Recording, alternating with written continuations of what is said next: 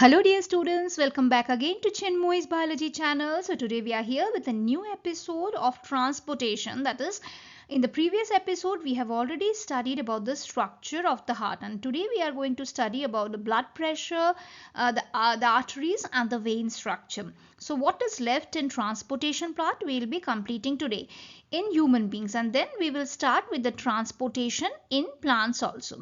So let's get started without further delay.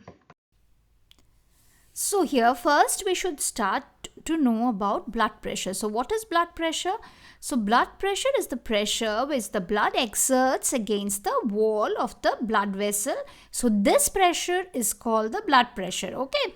So this pressure is much greater in arteries than in veins. Okay, so this blood pressure is always greater in arteries than in veins, and the blood pressure inside the artery during ventricular systole or contraction is called the systolic pressure.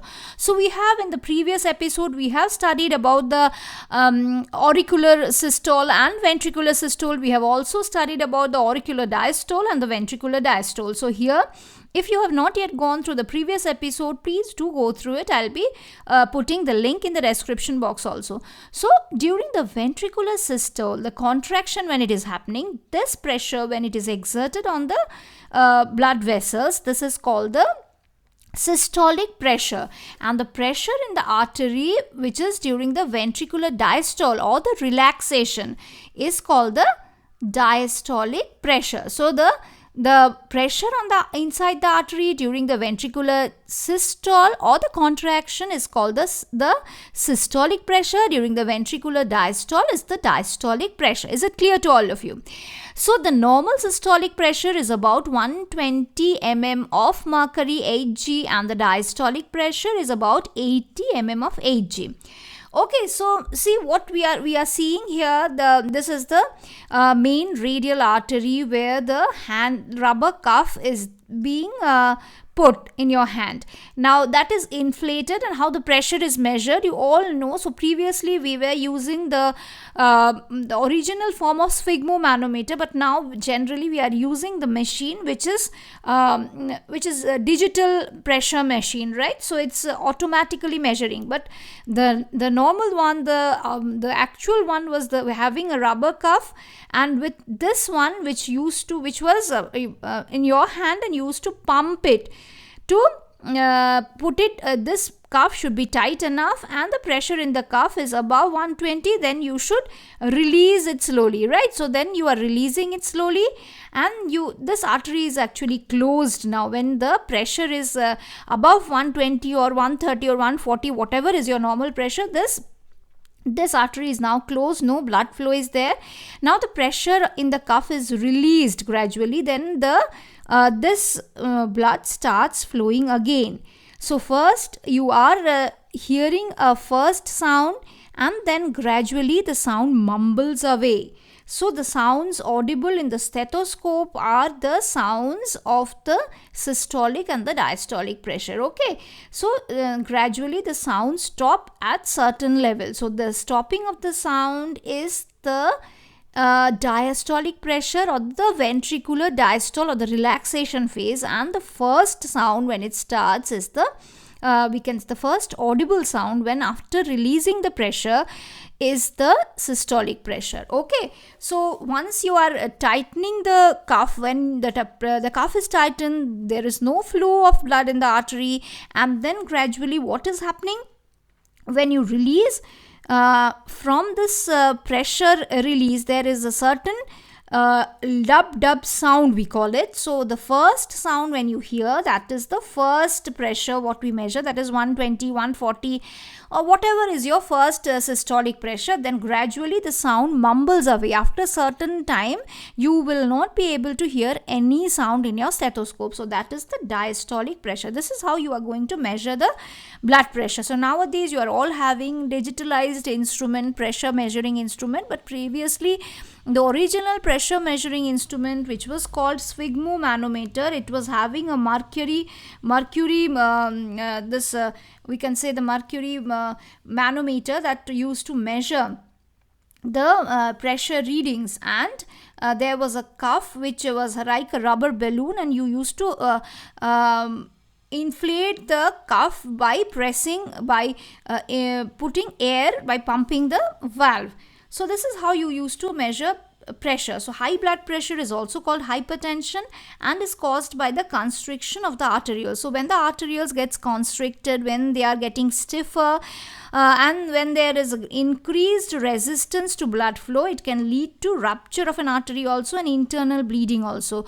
So that is due to stiffness of the blood arteries, and these arteries, if they are too stiff enough, when they are being exerted by too much pressure, so then they may burst also, and then internal bleeding can happen. So that is very serious condition. So we should always take care of our heart health, and we should exercise regularly and do take proper diet that should not affect our arteries, or there should not be a layer of cholesterol in it. There should not be any type of bad what we can say, that bad oils or the things which can block our arteries and all, so that it becomes stiff, it becomes constricted, so that they can cause to artery damage, rupture, or internal bleeding, right? So is it clear to everyone? Now we will move on to the tubes or the blood vessels.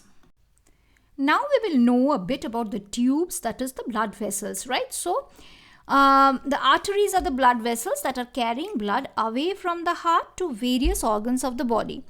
Right, since the blood emerges, since the blood emerges from the heart under high pressure, the arteries have thick elastic walls. So if they are not having thick walls, what will happen when the pressure is exerted on these walls? They might break. Okay, so they are carrying a blood in a huge force or a pressure, right? So these are the vessels which are mainly carrying blood away from the heart to different organs of the body. So they should be thick and muscular. So arteries have a thick and muscular elastic walls.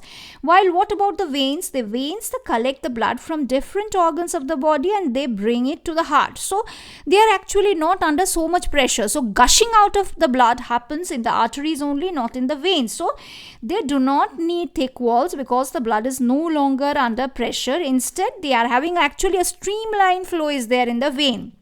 And they have valves that ensure that the blood should flow only in one direction. So veins are always supplied with valves.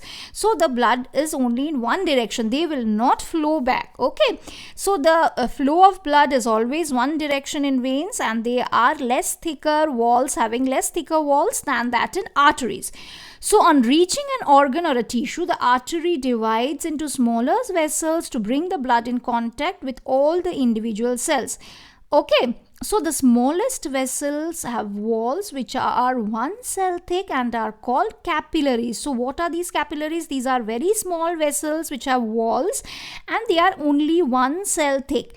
So exchange of material between the blood and the surrounding cells take place across this thin walls, and these capillaries, they are joining together to form veins that convoy the blood away to organ and tissue. So between the artery and the veins, there are very small vessels having 1 cell thick walls. So they are just we can say that they are joining together the veins between the organ and the tissue that convoy the blood from the organ and tissue to the veins. So there are a connector. These capillaries are acting as connectors. So in the next slide, we will just see the diagrams of artery, veins and capillaries, how they do look like.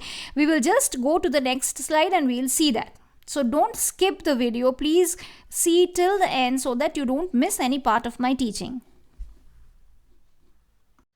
So let us see this diagram minutely. So you can see this is the artery, this is the artery, this is the vein. Okay, so the artery is having a thick muscular wall, right? Okay, so this is the inner layer of the artery. Okay, so let us see this. This is the inner layer of the artery. This one is the inner layer of the artery. This is the middle layer of the artery and this is the outer layer of the artery. Okay, so but there is no valves in the artery. And here when we see this is vein.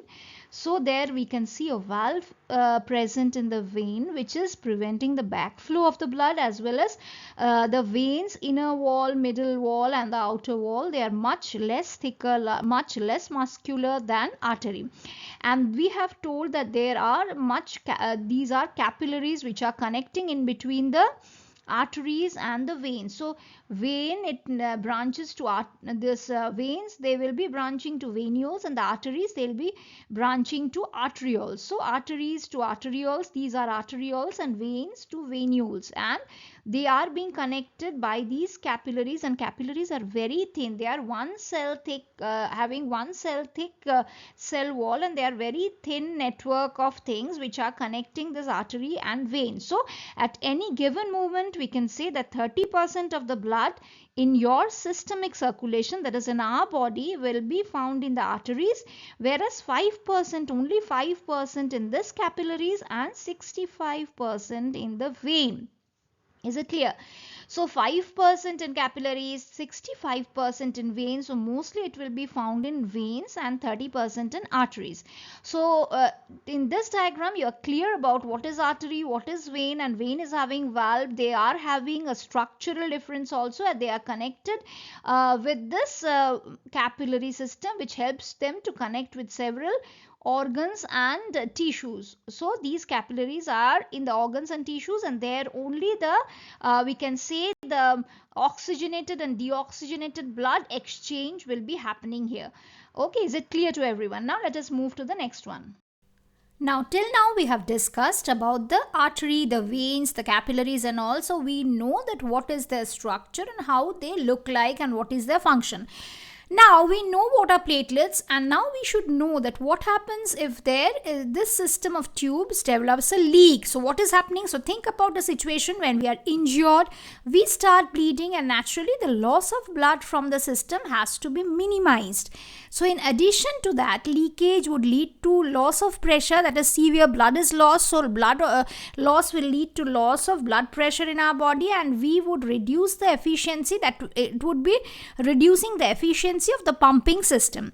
So to avoid this, what these platelets are doing, the blood has platelet cells which circulate around the body and plug these leaks by helping to clot the blood at these points of injury. So in the next slide, I'll show you the diagram, the label diagram, where I'll show you how in this line of in the blood vessel, when there is injury, the platelets in the bloods, they come and they try to fill in the leaks. They form we can say they are forming a plug, and they are plugging the leak point, and then the prothrombin converts into thrombin, and with that fibrin clot meshwork, that platelets are being held at that ruptured position. So this is how the clotting mechanism is helped by the platelets. So let us move on to the next slide, where we will be seeing the actual process, how this blood clotting is forming. So in details you will be studying in higher classes. It's not in 10th standard. In 11th and 12th you'll have a bit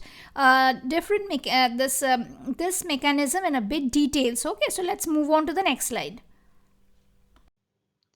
So what happens when there is an injury in a blood vessel? See, when there is an injury in a blood vessel, the blood cells starts coming out, and they are there is a starting of a bleeding. So what the platelets will do, the platelets get activated and they start forming a plug formation. They want to just close this broken spot. So broken blood vessel wall, so they are activated platelet, they are forming a plug formation, and then the process of this fibrin, the prothrombin gets converted to thrombin, and then this fibrin, this meshwork is formed, which is holding the platelets together like a meshwork to form the clot. So this is the full process of blood coagulation. So full process of blood coagulation is not there in your curriculum. Just let's see the diagram and understand what is happening. Rupture in a blood vessel, platelets are getting activated, and this activated platelets, they are plugging together to form this to close this gap actually. Then clotting is formed, then the meshwork fibrin is being formed, and then this clot is protecting the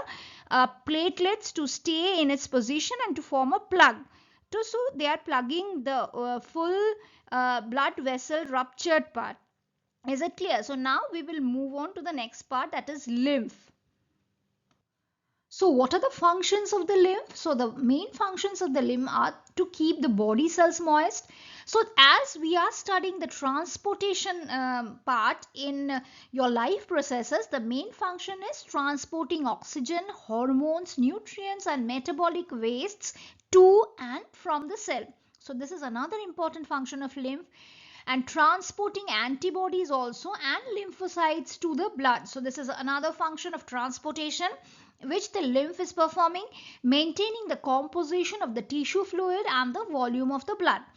Now just now we have discussed in the previous slide also, they are also absorbing the fats from the small intestine through the lymphatic vessels.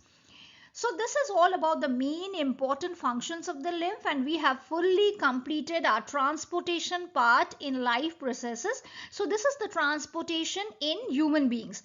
So in the next class we will be studying about transportation in plants. So till then, stay tuned, subscribe to my channel, and please do listen to the full episode which I am posting. Please don't skip the lessons, then you will be missing many important parts which I am teaching in the middle as well as at the end of the lesson. So stay tuned, subscribe to my channel, and as if you are subscribing to my channel, you will be getting the updates when I am posting. So please go through this transportation in animals, and the next episode we will be studying about transportation in plants. Thank you.